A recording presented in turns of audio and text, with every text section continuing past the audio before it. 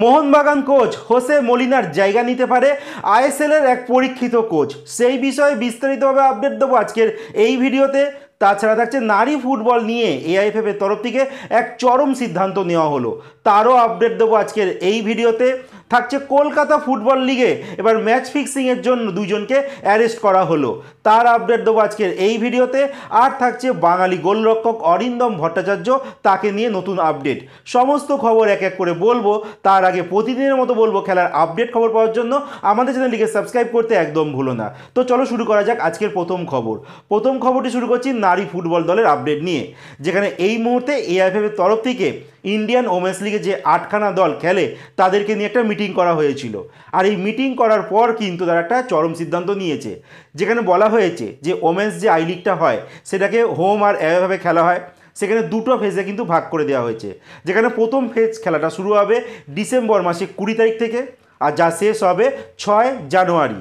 তারপর দুটো দল মানে অনূর্ধ্ব 20 আর সিনিয়র দুটো নারী দলেরই কিন্তু এই জাতীয় ক্যাম্প স্টার্ট হয়ে যাবে, কারণ এরপরেই কিন্তু মার্চ মাসের 4 তারিখ থেকে অস্ট্রেলিয়ায় অনুষ্ঠিত হতে চলেছে সিনিয়র ওমেন্স এশিয়ান কাপ, আর যেখানে ভারতীয় ফুটবল দল খেলবে, যার জন্য কিন্তু তারা ওখানে চলে যাবে।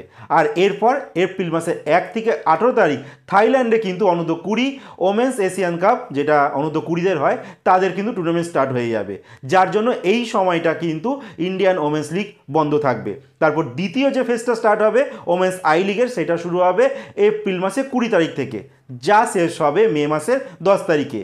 এতটাই হচ্ছে সিদ্ধান্ত নেওয়া হয়েছে এআইএফএফ প্লাস এই ওমেন্স লিগে যে 8টা দল খেলবে তাদেরকে নিয়ে।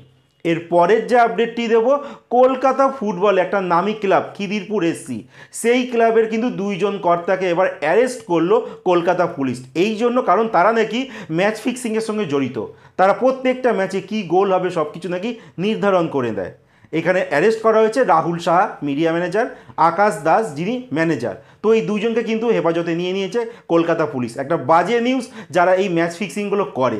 যাই হোক, এর পরের যে আপডেটটি দেবো, বাঙালি গোলকিপার সিনিয়র গোলকিপার একটা সময় জাতীয় দলের হয়েও খেলেছে, ইস্টবেঙ্গলে খেলেছে, মোহনবাগান সুপার জায়েন্টে খেলেছে, লাস্ট তিনি খেলছিলেন ইন্টারকাশিতে, যার নাম অরিন্দম ভট্টাচার্য। এই খেলোয়াড় কিন্তু আলটিমেট। এই Arindam Bhattacharya last club I লিগের দল, যেটা এই বছর প্রমোট হয়েছে আইএসএলে, ইন্টারকাশির হয়ে লাস্ট ম্যাচ খেলে ফেলেছে। এরপর তিনি সিদ্ধান্ত নিয়েছেন তিনি এবার ফুটবল থেকে পাকাপাকিভাবে কিন্তু রিটায়ারমেন্ট নিয়ে নিলেন। আর কিন্তু আমরা মাঠে অ্যাজ এ খেলোয়াড় হিসেবে অরিন্দম ভট্টাচার্যকে আর দেখতে পারবো না। তো দেখা যাক তাকে আবার নতুন কি ভূমিকা আমরা দেখতে পারি। বা তিনি যখন মোহনবাগান সুপার জায়েন্টের গোলকিপার ছিলেন, তিনি কিন্তু সেখানে দারুণ পারফরমেন্স করেছিলেন। যাই হোক, এর পরের যে শেষ খবরটি বলবো, মোহনবাগান সুপার জায়েন্ট এই মুহূর্তে কিন্তু টালমাটাল অবস্থা। আর এখানকার কোচ হোসে মলিনা, তাকে নিয়ে কিন্তু অসন্তুষ্ট মোহনবাগানের ম্যানেজমেন্ট, কারণ তিনি কয়েকদিন আগেই কিন্তু তার ম্যানেজমেন্টের উপরে প্রশ্ন ছুড়ে দিয়েছে যে তিনি যেই খেলোয়াড়কে চেয়েছিলেন ম্যানেজমেন্ট, সেই খেলোয়াড়কে কিন্তু দেয়নি। এই নিয়ে কিন্তু ম্যানেজমেন্টের উপর তিনি একটা ক্ষোভ ছুড়ে দিয়েছিলেন। এবার ম্যানেজমেন্ট কিন্তু হোসে মলিনাকে তাড়ানোর প্ল্যানও কিন্তু রেডি পাই করে ফেলছে।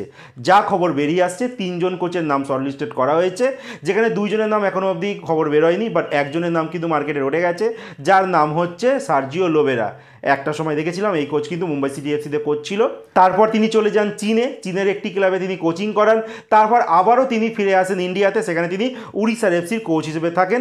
উড়িষ্যা এফসির কোচ হওয়ার আগে ইস্টবেঙ্গলের তরফ থেকে কিন্তু তাকে অফার দেওয়া হয়েছিল, বাট সেই সময় তিনি ইস্টবেঙ্গলের অফার রিজেক্ট করে দেয়, আর তিনি চলে যান উড়িষ্যা এফসিতে। তিনি জানান যে উড়িষ্যা এফসির প্রজেক্ট কিন্তু তার ভালো লেগেছিল, বাট এই মুহূর্তে উড়িষ্যা এফসি কিন্তু পায় ক্লাব বন্ধের দিকে, যার জন্য তিনি আর ওখানে কন্টিনিউ করতে পারছেন না। আর এই মুহূর্তে মোহনবাগান ম্যানেজমেন্ট কিন্তু এই সার্জিও লোবেরাকে চাইছে, বাট এখন অবধি কোনো পাকাপোক্ত কিছু হয়নি। আরও কিন্তু 2জন কোচের নাম রয়েছে, তো ফাইনাল হলেই তখনই তোমরা আপডেট পেয়ে যাবে। বাট এই মুহূর্তে কিন্তু সার্জিও লোবেরাও কিন্তু এই রিপ্লেসমেন্ট হিসেবে রয়েছে এই হোসে মলিনা। তো দেখা যাক মোহনবাগান ম্যানেজমেন্ট কী সিদ্ধান্ত নেয় তাদের কোচ নিয়ে।